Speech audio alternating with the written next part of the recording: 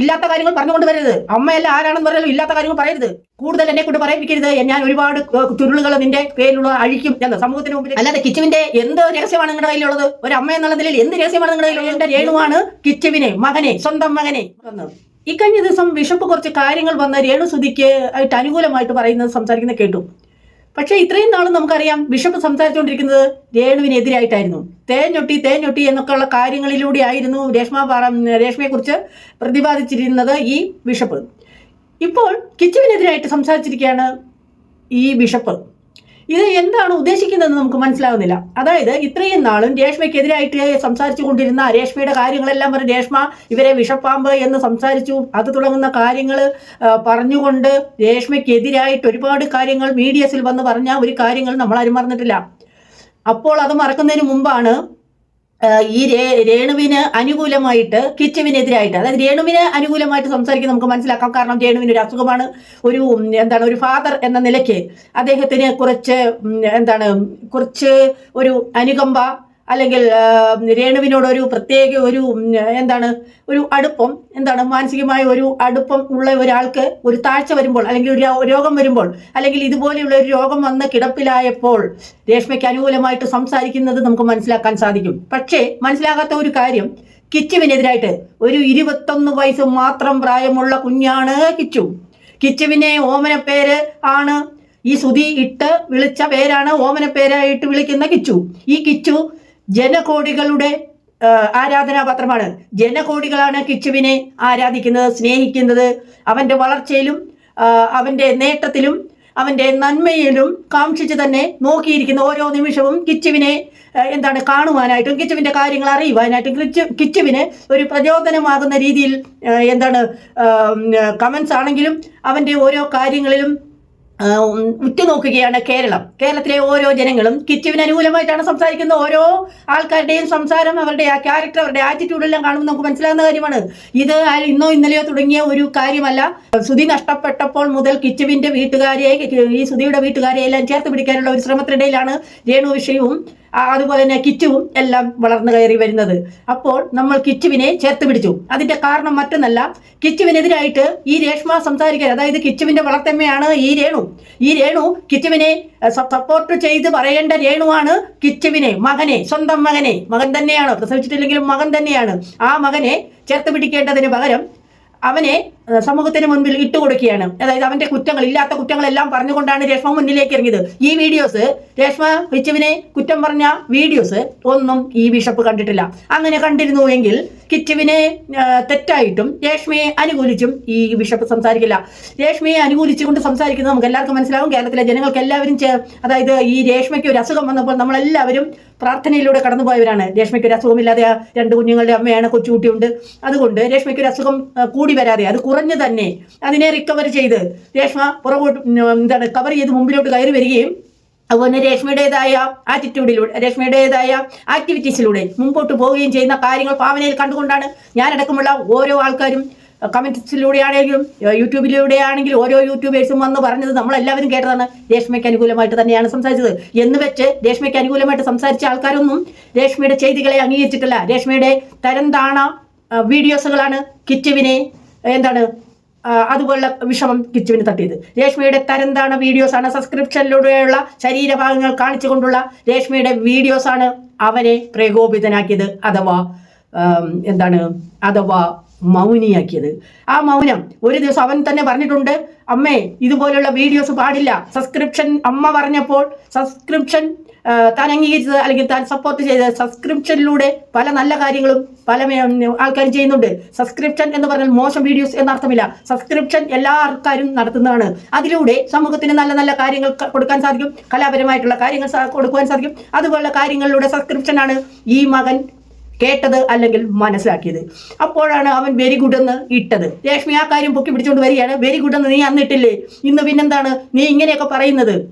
എന്നുള്ള രീതിയിൽ കിച്ചുവിനെ ഇല്ലാത്ത കാര്യങ്ങൾ, അവൻ മയക്കുമരുന്ന് കഴിക്കുന്നു, അല്ലെങ്കിൽ അവന് അത്തരത്തിലുള്ള സ്വഭാവ ദോഷമുള്ള കുട്ടിയാണ് എന്നുള്ള രീതിയിൽ ഈ രേഷ്മ ഇപ്പൊ കൊണ്ടുവരുന്നത്. ഇതിനകത്തൊന്നും യാതൊരു കഴിവില്ല. നമുക്കറിയാം, ഒരു ആൺകുട്ടി എന്ന് പറയുന്നത് 17 വയസ്സ്, 16 വയസ്സ്, 18 വയസ്സ് എന്ന് പറയുന്ന പ്രായം തിരിച്ചറിവില്ലാത്ത ഒരു പ്രായമാണ്. ആ തിരിച്ചറിവില്ലാത്ത പ്രായത്തിൽ മയക്കുമരുന്ന് ഉപയോഗിച്ചിട്ടുണ്ടെങ്കിൽ അവനത് തിരിച്ചറിഞ്ഞു. അവൻ 20 വയസ്സ് പ്രായമുള്ളപ്പോഴത്തേക്ക് അവൻ ആ തെറ്റ് അവന്റെ തെറ്റ് തന്നെ അവൻ പറഞ്ഞു. ഞാൻ കൂട്ടുകെട്ടിലൂടെ ഒക്കെ പോയിരുന്നു, പക്ഷെ ഞാനിപ്പോൾ അത് ഇങ്ങനെ വന്നു. അപ്പൊ ആ വാക്ക് നമ്മൾ ശ്രദ്ധിച്ചാൽ മതി.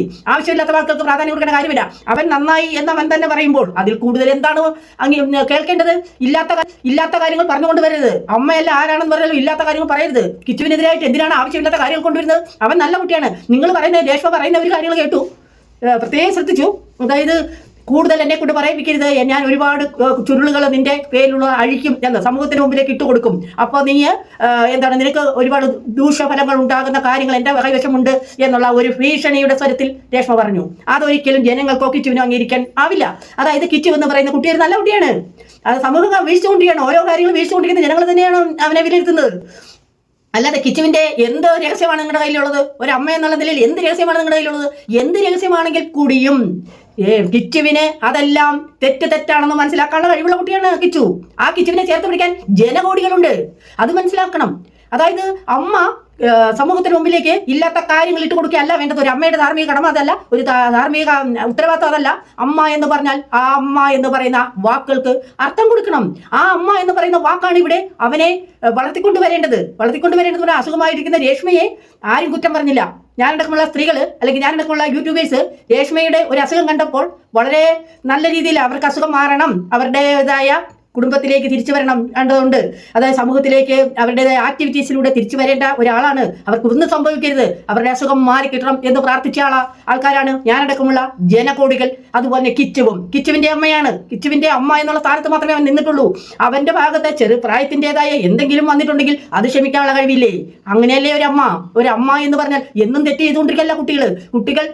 ചില കുട്ടികൾക്ക് ചെറുപ്പത്തിലെ തന്നെ പക്വതയുണ്ട്, അവർക്ക് ചിന്തിക്കാനുള്ള ശേഷിയുണ്ട്, അവർ തെറ്റിലേക്ക് പോകില്ല. അങ്ങനെയാണ് ഭൂരിപക്ഷം കുട്ടികളും വളർന്നു വരുന്നത്. കാരണം അവരുടെ അമ്മയും അവരുടെ അച്ഛനും ഒക്കെ കുടുംബാംഗങ്ങൾ പറഞ്ഞ് കൊടുക്കുന്നത് കൊണ്ട് അവർ തെറ്റിലേക്ക് പോവില്ല. യാദൃച്ഛികവശാൽ കുറെ കുട്ടികൾ ഒരു കുറച്ച് ചെറിയ ശതമാനം മാത്രം കുട്ടികൾ വഴിതെറ്റി പോകുന്നുണ്ട് എങ്കിൽ അവരതിൽ റിക്കവറി ചെയ്യുമ്പോൾ നമ്മൾ സപ്പോർട്ട് ചെയ്യല്ലേ വേണ്ടത്. കിച്ചു ഒരു കൊച്ചുകുട്ടിയാണ്. 21 വയസ്സ് മാത്രം പ്രായമുള്ള ഒരു കൊച്ചുകുട്ടിയാണ്. അവൻ തിരിച്ചറിവുള്ള ഇല്ലാത്ത സമയത്ത് അവൻ എന്തെങ്കിലും പറഞ്ഞിട്ടുണ്ടെങ്കിൽ അല്ലെങ്കിൽ അവന്റെ ഭാഗത്ത് നിന്ന് എന്തെങ്കിലും ഉണ്ടായിട്ടുണ്ടെങ്കിൽ അത് ക്ഷമിക്കാൻ ആര് തയ്യാറാവണം? ഈ അമ്മ തയ്യാറാവണം. അല്ലാതെ സോഷ്യൽ മീഡിയയിൽ വന്ന് വിളിച്ചു പോവുകയല്ല ചെയ്യേണ്ടത്. കിച്ചുവിനെ സ്നേഹിക്കുന്ന, കിച്ചുവിനെ ബഹുമാനിക്കുന്ന, കിച്ചുവിനെ ആരാധിക്കുന്ന ഒരു പറ്റം ജനകോടികളാണ് കിച്ചുവിന്റെ ഓരോ വളർച്ചയും നോക്കിക്കാണുന്നത്. അവന്റെ കയ്യോ വളരുന്നത് കാലോ വളരുന്നത് എന്ന് നോക്കി ഒരമ്മ എന്ന് പറയുന്നത് പോലെ തന്നെ ജനങ്ങൾ ഈ സുധിയുടെ അഭാവത്തിൽ കിച്ചുവിനെ നോക്കിക്കാണുകയാണ്. കിച്ചുവിന്റെ അനിയനായ ഋതപ്പനെ നോക്കിക്കാണുകയാണ്. അതാര് മനസ്സിലാക്കണം? ഈ രേഷ്മ മനസ്സിലാക്കണം. അപ്പോൾ ഇതുപോലെയുള്ള ആവശ്യമില്ലാത്ത കാര്യങ്ങൾ സമൂഹത്തിലേക്ക് അമ്മ എന്നുള്ള നിലയിൽ എടുത്തിടാതിരിക്കുക. കിച്ചുവിനെ ചേർത്ത് പിടിച്ചുകൊണ്ടെന്ന് പോയി നോക്കിക്കേ. സംഗതി എവിടെ പോകും? എല്ലാവരും നിങ്ങളെ സ്നേഹിക്കും. നിങ്ങൾക്കിപ്പം രേഷ്മയ്ക്ക് ഒരുപാട് നെഗറ്റീവ് കമന്റ് വരുന്നത് കൊണ്ടാണ് കിച്ചുവിനെ ആവശ്യമില്ലാത്ത കാര്യങ്ങളിലേക്ക് സമൂഹത്തിന് മുമ്പിലേക്ക് ഇടുകയാണ്. എന്താണ് ഇതൊക്കെ അർത്ഥം? ഇതിലേക്ക് അർത്ഥം എന്താണ്? മനസ്സിലാക്കും. കാണുന്നവർക്ക് മനസ്സിലാകും. രേഷ്മ കാണുന്നവർക്ക് മനസ്സിലാകേണ്ടിയാണോ എന്താണ് സത്യം, എന്താണ് അനീതി, എവിടെയാണ് ന്യായം എന്ന് കാണുന്നവർക്ക് മനസ്സിലാകും. നിങ്ങൾ അത് മനസ്സിലാക്കുക. ഇപ്പോൾ നിങ്ങൾക്ക് ഒരു അസുഖമുണ്ട്. അവിടെ കേരളത്തിലുള്ള ജനങ്ങളും നിങ്ങളെ അറിയുന്ന എല്ലാ ജനങ്ങളും നെഗറ്റീവ് വീഡിയോ ഇടുന്ന ആൾക്കാർക്ക് നിങ്ങളോട് യാതൊരു സ്നേഹക്കുറവില്ല. നിങ്ങളെ ചേർത്ത് പിടിക്കാനുണ്ടായത്. അസുഖം വന്നപ്പോൾ നിങ്ങളെ ചേർത്ത് പിടിക്കുന്ന രംഗം നമ്മളെല്ലാവരും കണ്ടു. ഞാനടക്കമുള്ള ആൾക്കാർ രേണുവിന്റെ അസുഖം മാറുവാനാണ് പ്രാർത്ഥിക്കുന്നതും രേണു തിരിച്ചു വരുവാനാണ് ആഗ്രഹിക്കുന്നതും. അത് തന്നെയാണ്. അതാണ് മനുഷ്യത്വം എന്ന് പറയുന്നത്. അപ്പോൾ ഇതുപോലെയുള്ള കാര്യങ്ങളിലേക്ക് കിച്ചുവിനെ ചേർത്ത് പിടിക്കാനുള്ള മനസ്സുണ്ടാകുക. അമ്മ മകൻ എന്നുള്ള ബന്ധം എന്നും നിലനിൽക്കണം. അതേ നിലനിൽക്കുകയുള്ളൂ. യാഥാർത്ഥ്യത്തിലേക്ക് രേണു ഈ സമയത്ത് യാഥാർത്ഥ്യത്തിലേക്ക് വരിക. അതുപോലെ ബിഷപ്പാണെങ്കിലും സത്യം എന്താണെന്ന് മനസ്സിലാക്കുക. കിച്ചുവിനെ കുറ്റപ്പെടുത്തുന്ന കാര്യമില്ല. കിച്ചു അവൻ നല്ല കുട്ടിയാണ്. അവരെ ചേർത്ത് പിടിക്കുക. നല്ല രീതിയിൽ തന്നെ കുടുംബാംഗങ്ങളാണെങ്കിലും സമൂഹത്തിൽ ഓരോ കാര്യങ്ങളിൽ നിങ്ങളുടെ ഒരു ആക്ടിവിറ്റീസ് ആണെങ്കിലും കിച്ചുവിൻ്റെ ഓരോ കാര്യങ്ങളും അവന് നല്ല രീതിയിൽ ശോഭിക്കാൻ കഴിയട്ടെ. എല്ലാ അംഗങ്ങളും, കുടുംബത്തിലുള്ള എല്ലാ അംഗങ്ങളും അതിൻ്റെതായ രീതിയിൽ സ്ഥാനത്ത് നിന്നുകൊണ്ട് കുടുംബം നല്ല രീതിയിൽ പോകുവാനും അവരുടേതായ ഒരു ജീവിത രീതിയിൽ കൂടി അവർക്ക് ജീവിതം വളരെ സന്തോഷകരമായി പോകുവാനും സാധിക്കട്ടെ എന്ന് ആശംസിച്ചിട്ട് നിർത്തുന്നു. Thank you.